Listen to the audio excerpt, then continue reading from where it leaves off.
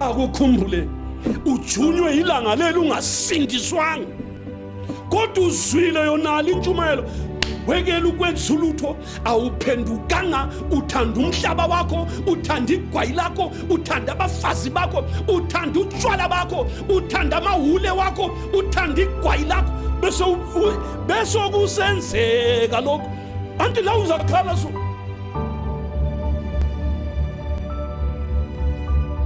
ukhala izizwe zomhlaba sesiyibona inkosi, bazathwala imkhono ekhanda, bagijime lapha bagijime lapha, kodwa zwana ngikutshela kuyabe kungasancedi, isikhathi siyabe sesitshayile.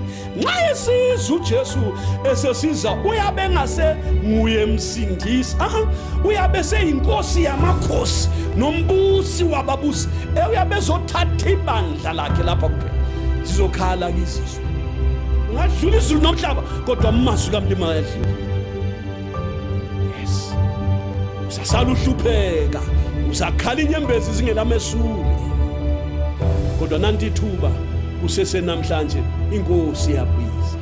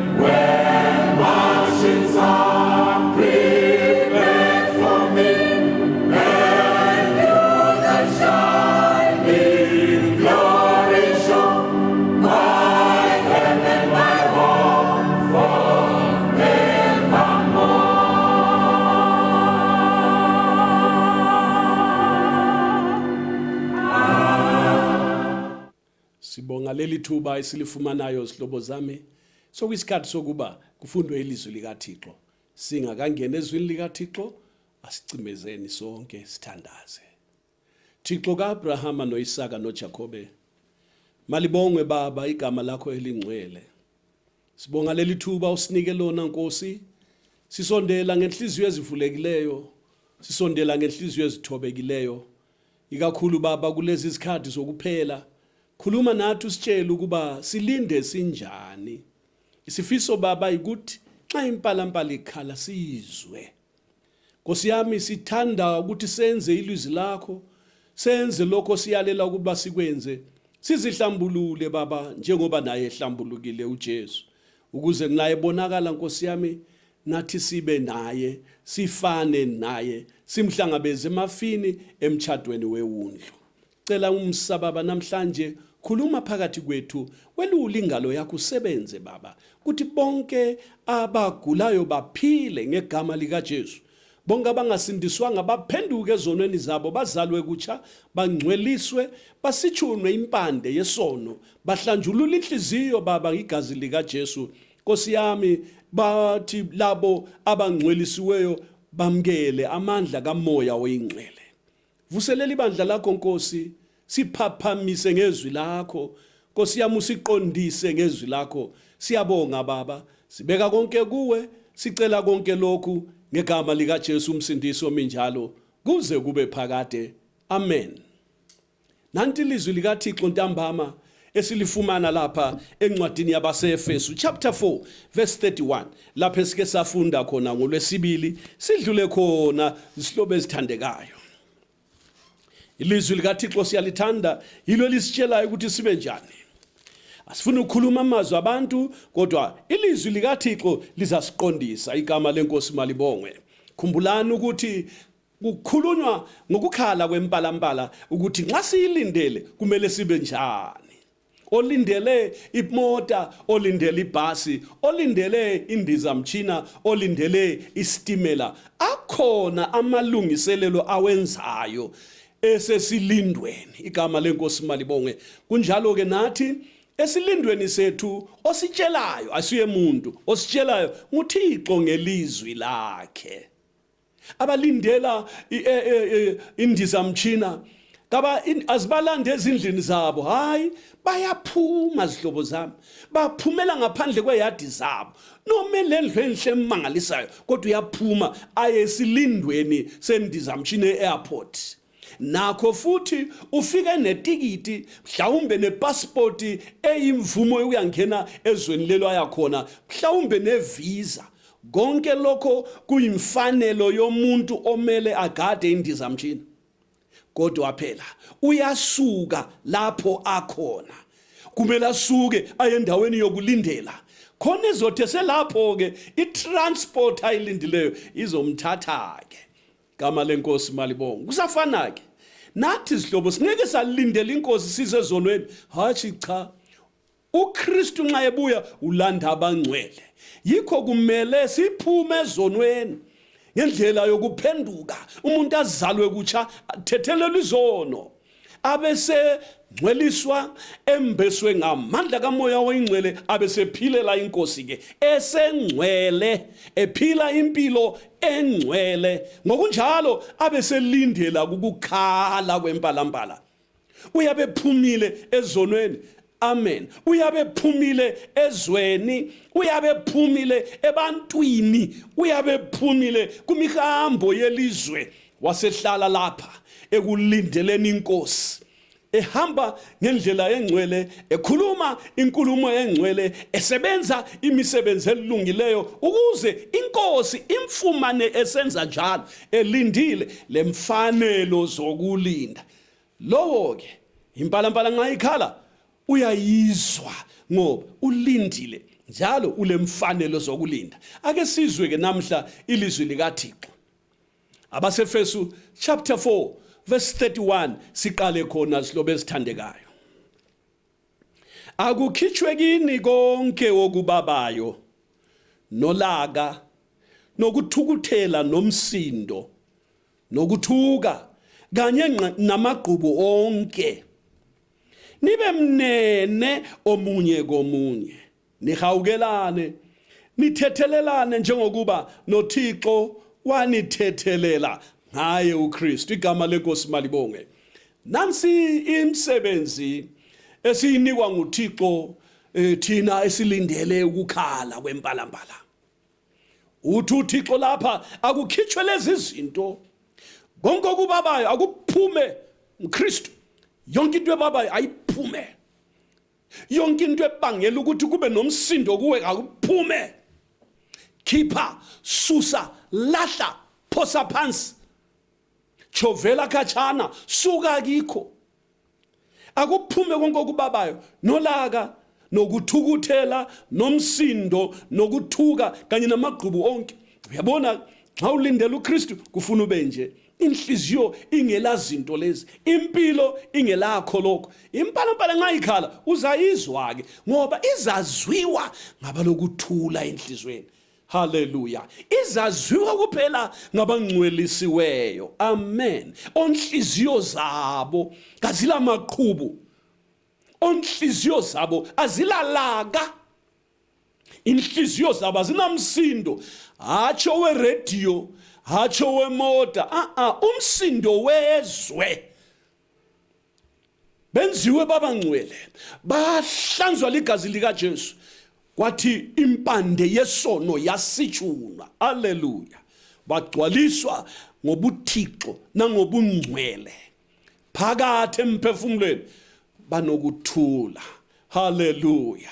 Xa izakhala impalapala ke bazayizwa ngoba banokuthula emphefumulweni. Inkosi mayisibusise. Namhla sidlulela phambili nje sisizwa ngale ndaba ngoba uyeza uJesu.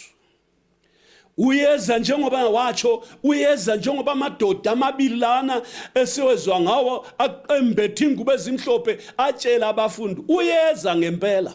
Uyeza njengokutsho kwabaprofeti. Uyeza njengokutsho kwabafundi. Igama lenkosi malibongwe. Uyeza njengokutsho kwesibonakaliso ku-Enoki, umuntu wesi-7 emhlabeni owabona i-rapture. Uyeza uJesu. Wayibona inkosi isizwe u-Enoki kunye nabangcwele bayo. Igama lenkosi malibongwe. uThixo uthembekile, uThixo uyalifeza ilizwi lakhe. maKristu, khangelani phezulu, ungasakhangela emhlabeni, ungakhangela eceleni. Vusa amehlo, vusa inhliziyo, bheka phezulu. Iyakhala impalampala manje. Inkosi mayikubusise mzalwane. Wena olindele uKristu, qaphela ke, isikhathi sokusindiswa kwethu sisondele. Isikhathi sokukhala kwempalampala sesifikile manje. Kakhulu nxa sesibona izinto zinje, umhlaba uphendukile kanje, usizi nenhlupheko sokugcelwezeni. Khangela abantu abasemhlabeni manje, banjengoba kutshiwo liBhayibheli, abazithandayo, ngabazikhukhumeza, ngabathanda imali, bengalalela abazali. Babi bathanda ukubulala futhi. Abezwa banesimo sokukhonza kodwa baphika amandla akho. Kodwa zwane ngikutshele, yona linto ibona inkeme yonke oyibonayo uMkristu around you, khona lokho kutsho ukuphela kwezwe. Impalampala sizakhala manje mzalwane. Sokumele uthathe iqiniso ukuthi ulindile. Wena yekela ukubheka lokho. Wena susa amehlo ezweni. Yenza njengelizwi lomhlangano. Refocus. Susa amehlo akho entweni zomhlaba, bheka ezulwini. Bheka phezulu. Ilihlo lakho la ngaphakathi malivuleke ubone izindawo zasezulwini. Thutha emhlabeni. Thutha ngempilo, thutha ngezenzo, thutha ngenkulumo. Hamba nhliziyo yami uye ezulwini. Lo mhlaba silokhaya no. uJesu uyeza masinya. Ufuna ukusithola silindile, usesilindweni na? Woza sifunde sonke lapha. 1 Peter chapter 1 verse 14 to 17. Sizwe ilizwi likaThixo. 1 Peter chapter 1 verse 14 to 17. Asililaleleni ilizwi likamlimu, silithathe njengoba linjalo, ngoba sifuna ukuyizwa impalampala zihlobo zami. uJesu nxa ebuya mina ngifuna ukumhlangabeza. ngifuna ukuyizwa impala ngihlwithwe kanye nabangcwele igama lenkosi malibonge ngiyakholwa nawe isifiso sakho thinxa yebizwa amagama elizweni laphaya ekuseni okungayi kuhlwa cha nxa bephelele abenkosi khona lapha ekhaya nxa bebiza nami ngothi yebo nkosi nangu mina la 1 Peter chapter 1 verse 14 to 17 nibe njengabantwana abalalelayo ningahambi ngezinkanuko zokuqala ekungazini kwenu kodwa njengayo nibizileyo eyingcwele kunjalo anibe ngcwele nani ngokuhamba kwenu ngokuba kulotshiwe ukuthi anibe ngcwele lokhu ngiyingcwele uma nimbiza ngokuthi baba yena owahlulela abantu bonke ngemsebenzi yabo engakhethi umuntu hlalani isikhathi sokuhamba kwenu ngokwesaba nankamazwi bazalwane hey uThixo usitshela into esabekayo lapha uthi yena umlimi kumele senze into madoda eyalwa ngabafundisi abayiphikayo ngoba bengazalonga kutsha bakhona abafundisi abakuphikayo lokho okutshiwo ilizwi likamlimi la kodwa lalela asithatheni inkulumo kaMlimi ilizwe zwanini ilizwi likamlimi asibizwa ngabafundisi sibizwe ngumlimi izulu kasulo labapriest izulu kasulo labapope izulu kasulo labafundisi bethu izulu kasulo labo men of God izulu ngelikaThixo umnikazi wezulu usinikile umthetho nendlela ayifunayo uthi yena verse 15 kodwa njengayo nibizilwe ingcwele kunjalo nani anibe ngcwele nani ngokuhamba kwenu konke amen ngokuba kulotshiwe ukuthi anibe ngcwele lokhu ngiyingcwele uyakuzwa lokho kuphikwa ngumhlaba lokhu ukuthi kulabantu abangcwele emhlabeni bakhona igazi lika Jesu liyabahlanza abantu kukho konke ukungcola okomzimba nokomoya igama lenkosi malibonge kuyenzeka umuntu ukuthi abe ngcwele lapha emhlabeni haleluya ongcwelisayo ukhona igama lenkosi malibonge nxa ufuna ukungcweliswa nxa ufuna ukwenziwa ube mhlophe uze ufinyelele lawe kulezi ima demands kaMlimi kumele uphenduke ezonweni brother uphenduke ngenhliziyo yakho yonke usuke koneni uze siphambanweni kuqe phansi ukhale so phambi kaMlimi inyembezi umtshela umlimi ukuthi God I am sorry for what I have done God who searches the heart will know when you reach that point of genuine repentance and he will save your soul. Yes, forgive all your sins, all your committed sins, God will forgive. You will be born again and made into a child of God.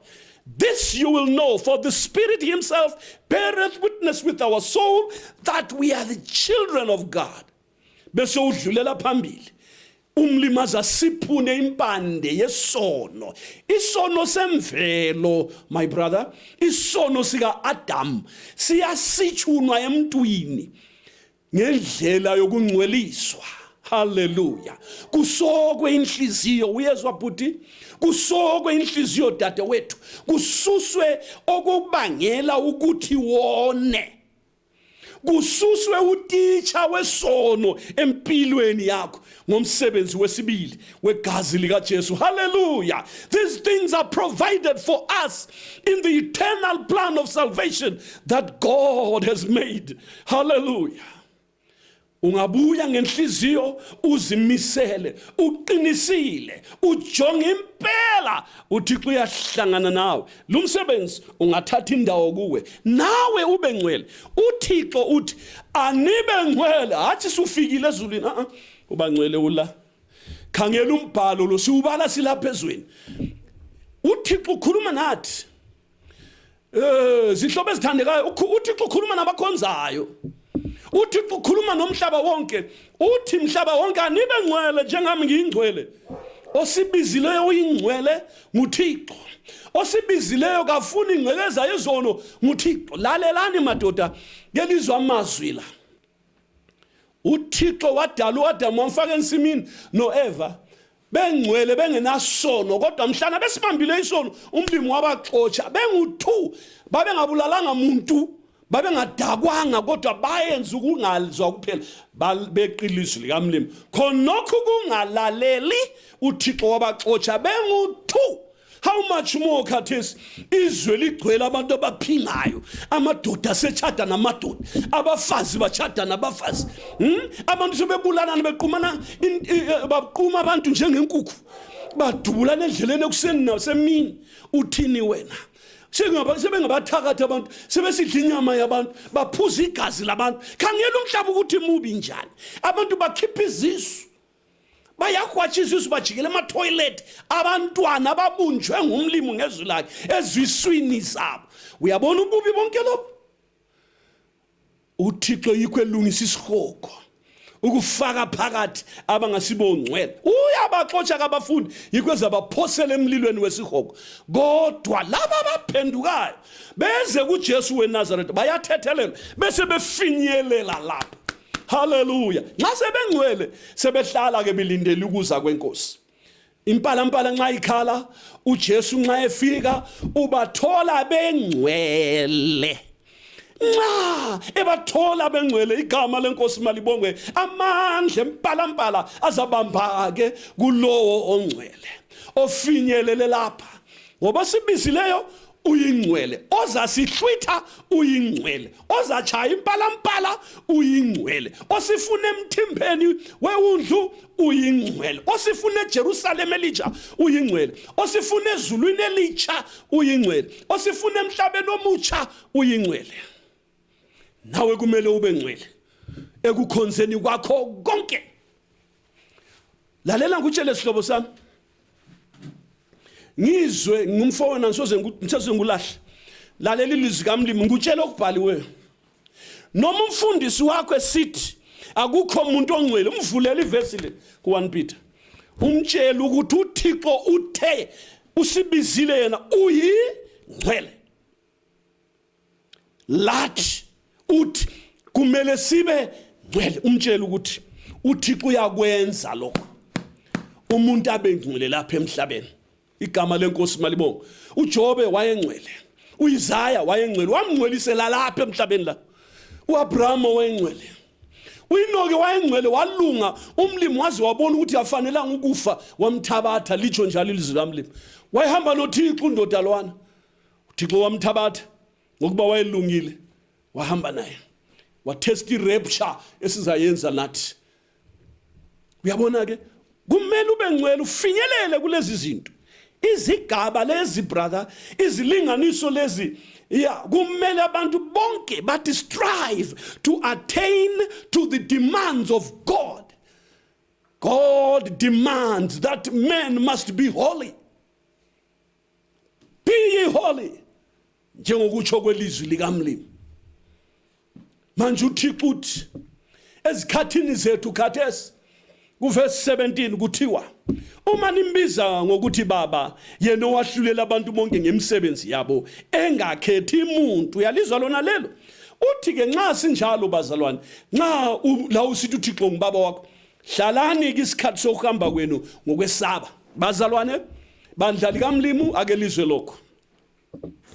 Kuthiwa sihlale ngokwesaba, litsho njalo izwi likaMlimi. Sabani ningoni, utsho njalo umbhalo. Sihlale ngokwesaba, hatshi ubugwala. Hayi, kutsho ukwesaba umlimi lapha. This is reverence to God. Ngokwesaba umlimi. Yes, sihlale lapha ezweni sisesaba umlimi. Nxa umesaba umlimi awusoze umonele. Yikho kumele uphume ezonweni. Ungabambi isono, nansi impala izakhala. Ungekela ukuhlala ngokwesaba uzawona. Kodwa nanti ilizwi likaMlimi lithi isikhathi esiseleyo khathesi esokuhamba kwethu sisihlale ngokwesaba. Uyabona, asingena u2021 so sisimesaba umlimi. Ngena khathesi umnyaka onalo, hamba kiwo ngokwesaba umlimi. Ungesaba abantu, ungesaba abakulimazayo, ungesaba abathini, ungasaba othini. Esaba uThixo. Kumele siqede ibanga lethu lapha emhlabeni ngokumesaba uThixo. sihambe siqhaqhazela phambi kukaMlimi. Kuthiwa kuzihlabelelo ngale, niyange indodana ukuze ingathukutheli. Funa ulaka lwayo luvuke liqede endleleni. Manje sihlobo ezithandekayo, uJesu uyeza. Wena uzimisela ukumhlangabeza, uzimisela ukubhekana nesikhathi sika Antichrist, ngoba phela impalambala ingakhala usale lapha ho usalele uhlupho lumangalisayo, usalele i-great tribulation, usalele nolaka lukaThixo azaluthela lapha ezweni. Yes, usasala uhlupheka, uzakhala inyembezi zingelamesuli, kodwa nanti ithuba kusese namhlanje inkosi yabiza. Funa bonke abantu baphenduke, haleluya, basindiswe, balazi iqiniso. uThixo uyathanda ukuba bonke abantu baphenduke, bazalwe kutsha ukuze bayizwe impalapala, ngoba uThixo, zwanini zithandwa zami, usifuna sonke ezulwini. Uyasifuna sonke, yikho uJesu wafela abantu bonke, wafela umhlaba wonke. Ubizo lokusindiswa mhlobo wami lubizelwe luphumele abantu bonke, kodwa abantu bayakhetha bona ukufulathela isiphambano. Lalela mhlobo, ungasifulathela isiphambano uqonde egehena, ungafulathela ubizo lukaThixo uqonda egehena. Kodwa namhla ntambama ungachibilika, uchiya indlela embi ephambukisayo, etshonisayo, eyaye kubhujisweni, uphenduke, uyathethelela izono zakho namhla. Nxa umfuna uyakumfumana. Glory to God. Asiqhubeke ngembalo. Incwadi kaMateyu chapter 24. Igama lenkosi malibongwe. Mateyu chapter 24. Sifunde ke lapha ezwini likaMlimi, sizwe indaba ezimangalisayo zokuphela lesi. Hey, uJesu thena uyeza masinyane, nabafundi bayiqinisa, nami ngiyaqinisa noma ngimncane kulabo bonke. uJesu uyeza futhi. Mateyu 24 verse 29. Gothi masinyane emva kokuhlupheka kwalezo zinsuku, ilanga lifiphale, nenyanga ingakhanyi, nezinkanyezi ziyakuwa ezulwini, amandla sezulwini ayakuzanyazanyiswa. Sandukubonakala ezulwini isibonakaliso sendodana yomuntu. Zikhale izizwe zonke zomhlaba, zibone indodana yomuntu iza ngamafu ezulu, inamandla nobukhosi obukhulu. Iyakuthuma izingilosi zawo, zinetilongo elikhalayo kakhulu, zibutha abakhethiweyo bayo bevela emimoyeni emine, kusuke emkhawulweni omunye wezulu kuze kufike nakomunye. Sizwe indaba emangalisayo lapha. Kuthiwa ngemva kokuhlupheka kwezinsuku zokugcina, njengoba sokuqalile nje, bazalwane, ziqala upho amathonsi azo yonala. Sezwa kudala ngodumo lokulwa bakithi, sezwa ngokunyikinyeka komhlaba, sasisesizakufunda emaphepheni, sikuzwa lasemawayilesini, sikubona la kubomabona kude. Kodwa khathesi kwenzeka khona umhlaba suginywa ngamanzi, sikhangele so khathesi ande kulamafloods so yiziboniso zokuphela kwezwe. It's not just a change of the climate. No. It's the fulfillment of scripture. It's a sign of the time. Umhlaba suphela, sugugile, suphelile, njengokutsho kwelizwi likaMlimi. Inhlupheko nanzi izifo khathesi ezilamanambo COVID-19.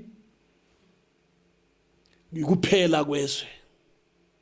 Khangela ukuthi kuhlupheka kanjani. Uyabona ukuthi wona lo mkhuhlane uthandela izwe lonke ngendlela ethandele ngayo njani asazi, isimo sakhona sichoni. My brother, sokuyisikhathi sokuphela kwezwe, kuwathi kaMlimi sezijaya izikhathi. Phaphama, vuka, khangela, qaphela ukuthi kuyisikhathi bani. Mpala sizakhala. Emva kokuhlupheka kwalezo zinsuku zona lezi esikuzo lezi. Nini angazi. Ngasikhathi bani angazi. Ngaluphi usuku asazi. Akukho umuntu owaziyo nendodana kaThixo ke yazi. Olwaziyo lolo suku ngubaba kuphela. Ngemva kwalezo zinsuku, ngemva kokuhlupheka kwalezo zinsuku, ilanga lizafipha lona leli. Inyanga ingakhanyi. Nezinkanyezi siya kuwe ezulwini. Namandla sezulwini azazanyazanyiswa. What a terrible day that will be. Sandukubonakala ezulwini sibonakaliso sendodana yomuntu. Zikhale izizwe zomhlaba. Sibona indodana yomuntu iza ngamafu ezulu. Inamandla nobukhosi obukhulu. Akukhumbule ujunywe ilanga leli ungasindiswanga. Kodwa uzwile yonala intshumayelo.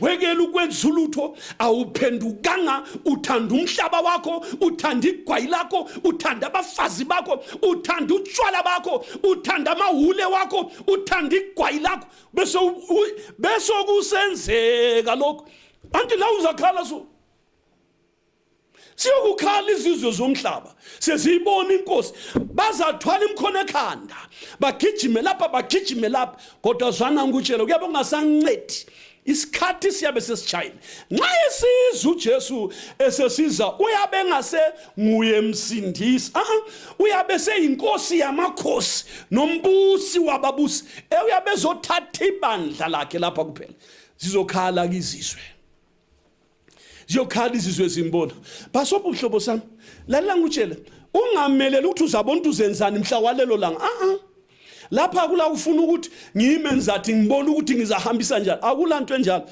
lungisa manje so phenduka khathesi ingakakhala impala nantu usizo nxa utshelwa so ngento ezizakwenzeka lusizo luvela kumlimi lo le mlimi uyakuthanda uJesu uyakuthanda ufuna uphenduke use mhlaye buya ungambalekeli mhlaye buya umhlangabeze nxa izizwe zonke zomhlaba zikhala nxa izizwe zonke zomhlaba zisithi mayibabo nxa izizwe zonke zomhlaba zisithi ngazikholisa mina kodwa wena ngenxa yokuthi uzelwe kutsha haleluya uzohlabela uhaleluya uzohlabela uhosana usithi ngilapha nkosi ngoba izono zakho zithethelwe nxa zingathethelwanga ke uzothini nxa zingahlanzwanga ke uzokwenza njani nxa udlale ngesikhathi so njengoba udlala ngaso khathesi usho ulale namhla ungasindiswanga yona impala ingakhala namhla so lalela ngikutshele sihlobo sami ungathembisa ukuthi uzabona okwenza ngalelo langa ungangeni kuleli xuku lezizwe eziyakukhala no ngiyakucela ngegama lenkosi phenduka kusaphendukeka funa ubuso benkosi kusese namhlanje uzathola umusa leli langa lizaba intokoziso kuwe lolu suku luzaba injabulo kuwe xa impela mpala ikhala uzamemeza ihosana uzamemeza haleluya uzachaya amen usithi inkosi ngilapha glory to God kodwa nxa ungalunganga ke nxa ungaphelelanga ke nxa ungazange ube ngcwele nxa ungazange umkhonza uThixo ke uyabona ukuthi ukushunyayela kwevangeli ngumusa kamlimu khangela ke nansi isandla sikamlimu ziyakuqhweba so nxa umlimi echumayela nxa umoya kamlimu usakhuluma so yes ulungisa ibandla uqoqa abantu ukuze bacatshe egazini lika Jesu wena usungenile na embuso emuseni kamlimu verse 31 iyakuthuma izingilosi zayo zinetilongo elikhulu elikhala kakhulu zibutha abakhethiweyo bayo did you hear that zizabutha abakhethiweyo bayo bakhethwa njani kabakhethwa ngabafundisi abakhethwa ngabapriester no abakhethwa ngamadikoni hayi kabakhethwa ngabahlabeleli cha laba bakhethiweyo bayo, haleluya, ngozono zabo zithethelelwe, amagama abo alotshiwe encwadini yokuphila, laba abanhliziyo zabo zisokiwe zenziwe ngcwele, glory to God, ngokugeza kwegazi lika Jesu Kristu elihlanza kungabi khona uvalo ngesono. Laba ngabamukela isithembiso sikababa umoya oyingcwele, igama lenkosi malibongwe, ngokuphila impilo yengcwele nabo bezinikela baze babe ngcwele njengoba uThixo engcwele, baze babe nenhliziyo emhlophe. Ngokwenze njalo, glory to God, hallelujah, ngokwenze njalo baba ngabakhethiweyo bakhe. Nxa isibutha ke inkosi, hallelujah, nxa impalampala ikhala, nxa itilongo likhala kakhulu, lizozwiwa ke ngabakhethiweyo bayo. Amen. Zibutha abakhethiweyo bayo bevele emoyeni emine, kusuka emkhawulweni omunye weZulu kuze kufike nakomunye. Bazobuya abangcwele bevela in all directions. Yes, bonke abangcwele abahlanzwe ligazi lenkosi bazovela baye enkosini. Igama lenkosi malibonge. Ake nifunde umfanekiso womkhiwane.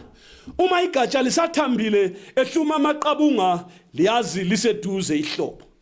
Njalo nxa libona lezi zinto zonke, nazi kuseduze, kusemnyango. Uyabona ke umfanekiso lona okhulunywayo nguIsrael.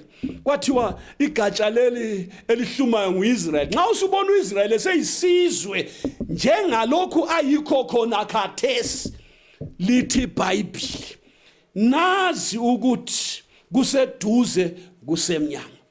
Lalela ke mhlobo wami, ukuza kwenkosi yethu Jesu Kristu kuseduze, kusemnyango.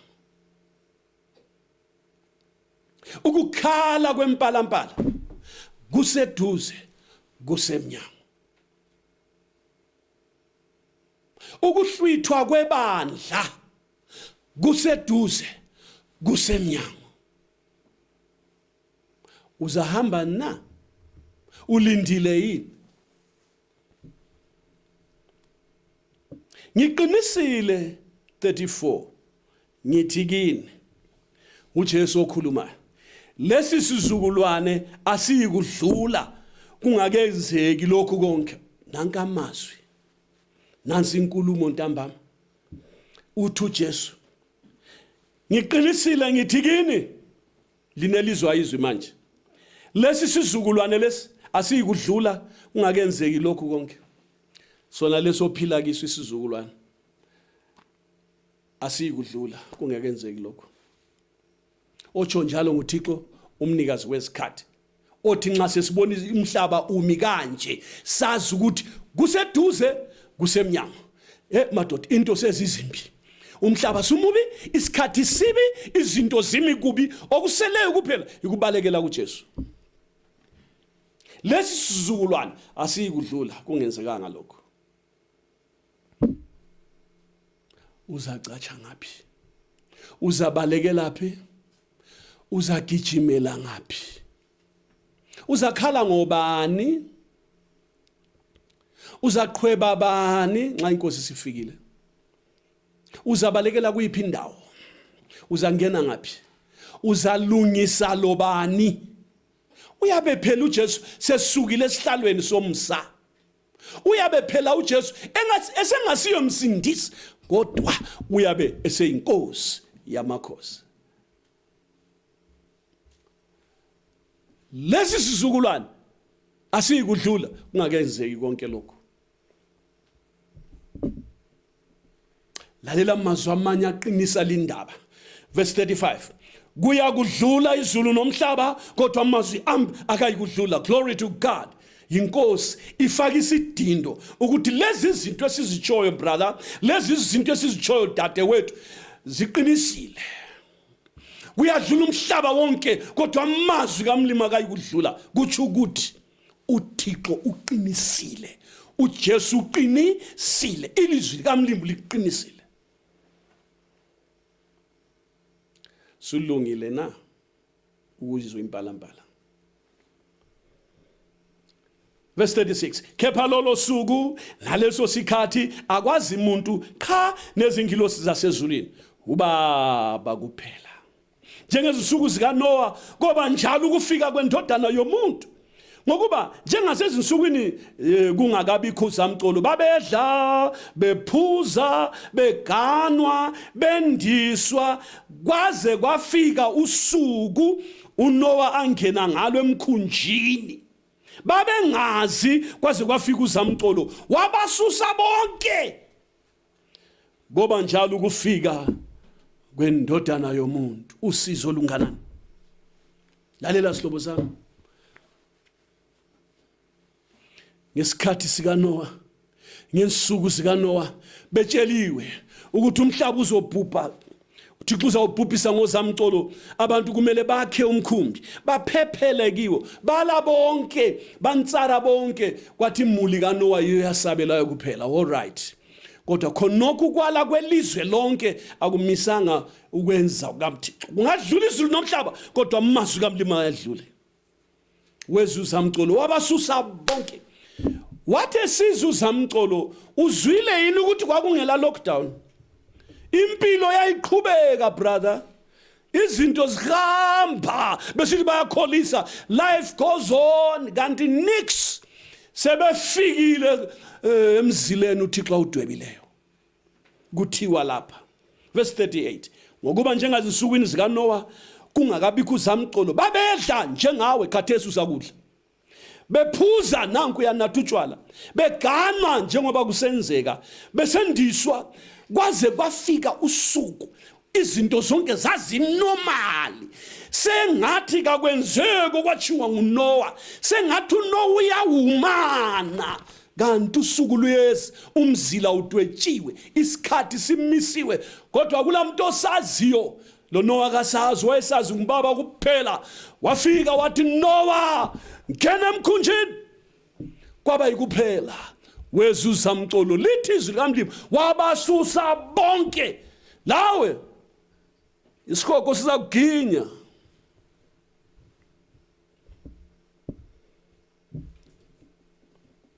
Khona ababili boba endle, omunye wothathathwa omunye achiwe. Kosila ababili etsheni, omunye wothathathwa omunye achiwe. What a sad situation. Lindani ngokuba ningasazi isikhathi inkosi yenu yakufika ngaso. Kepha yazini lokhu ukuthi uma umnini indlu besazi isikhathi sokufika kwesela, ngabe lindile ngavumanga indlu yakhe ifohle. Ngalokho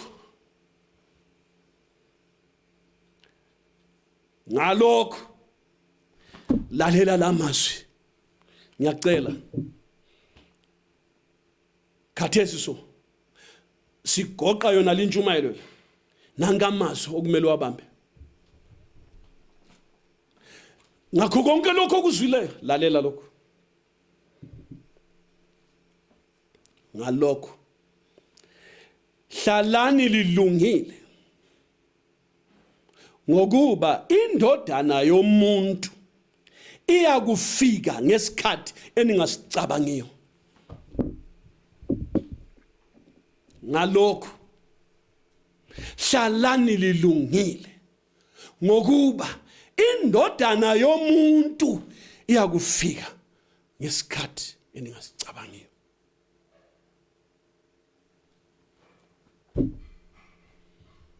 Ulungile na? Ulungile na? Namhla akuzibuze lo mbuzo, ulungile na? Ngoba indodana yomuntu iyakufika ngesikhathi ningasicabangiyo. Lalela, uzathi ugezi, ufuna ugezi isitshwala so, indodana yomuntu ifike. Angafika uJesu ungena emotweni yakho, angafika usithi uyendlala umbheda so ufuna ukulala, angafika noma ebusuku, angafika kuseni uvuka usithi uye emsebenzini, angafika ulokhu ungasindiswanga. Kodwa khangela nanti ithuba uThixo akulungisele lona namhla. namhla nxa ulizwa ilizwi kaMlimi ungayenzi lukhuni inhliziyo yakho, thobeka uphenduke. Mzalwane, nanti ithuba, nanka amazwi uThixo ufuna silunge, sihlale silindile, ngokuba singalwazi usuku indodana yomuntu yofika ngayo. Kuthiwa izafika ngesikhathi singasicabangiyo. Iyeza inkosi, iyeza inkosi. uJesu yeza, impala sizakhala, isikhathi sesifikile, usuku selusondele. Ngakho hlalani nilungile, ngokuba indodana yomuntu iyakufika ngesikhathi eningasicabangiyo. Inkosi mayisibusise sonke. Namhla thandaza ucele ukuthi Nkosi ngisize, ngilinde ngilungile, ngihlale ngilungile. Asithandazeni. Thixo kaAbrahama noIsaka noJakobe, siyakubonga Baba, susitshelile okokwenza. Sisize sihlale silungile, sihlale silindile Baba, lokhu ukuza kwakho kusondele. Palampala izakhala Baba, ubiza abangcwele, litshilo izwi lakho Baba ukuthi uzobutha abakhethiweyo. Manje sibusise namhla ntambama, nampa amajaha abangazalwanga ukuthi, nampo baba abangazalwanga ukuthi Nkosi, lalabo mama kabasindiswanga Nkosi, nentombi lezi zikathethelelwa Baba. Nxa beguqa namhla becela umsa kuwe, hlangana nabo basizale kutsha. Yebo Nkosi, uthethelela izono, bhala amagama bencwadini yokuphila. Thixo ungcwelise inhliziyo wembese ngamandla kamoya oyingcwele. Thethelela Baba iziphambuko zonke, neziphosiso zonke, namacala onke, namabala wonke. Lungisa, hlanza ngegazi likaJesu weNazaretha. Baba sibusise, kuze kuthi Baba umsa wakho uchaphakele nakwabagulayo, baphile Baba ngokuzwa lezi ndaba zasezulwini. Igama lakho libongwe Baba, ngoJesu minjalo kuze kube phakade. Amen.